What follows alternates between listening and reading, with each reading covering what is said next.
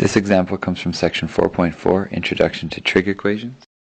So this question asks us to solve a trig equation. In this case, it's the cosine equation. 6 cos x plus 5 equals 4 plus 2 cos x. And we're asked for all the answers between 0 and 360 degrees. Like you would any equation, try to use your algebra steps, combine some like terms. I'll subtract 2 cos x from both sides, leave me with 4 cos x plus 5 equals 4. And then subtract 5 from both sides, I'll have 4 cos x equals negative 1.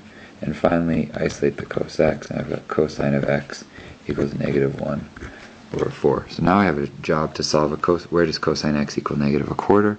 We've run into problems like this in previous sections.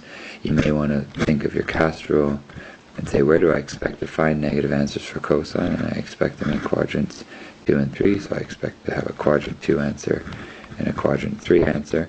To figure out what those answers might be, I'm going to find my reference angle. And if you remember how to find a reference angle, this is where we do inverse cosine.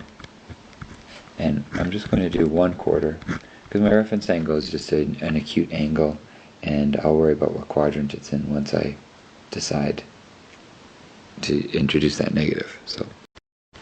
So when I do inverse cosine of 1/4, I get an angle of approximately 75.5 degrees. And realistically, a question like this would give us some kind of rounding instruction, but nearest tenth of a degree seems reasonable. 75.5 degrees isn't an answer to the question, because the question really is saying where is cosine x equal to negative 1/4.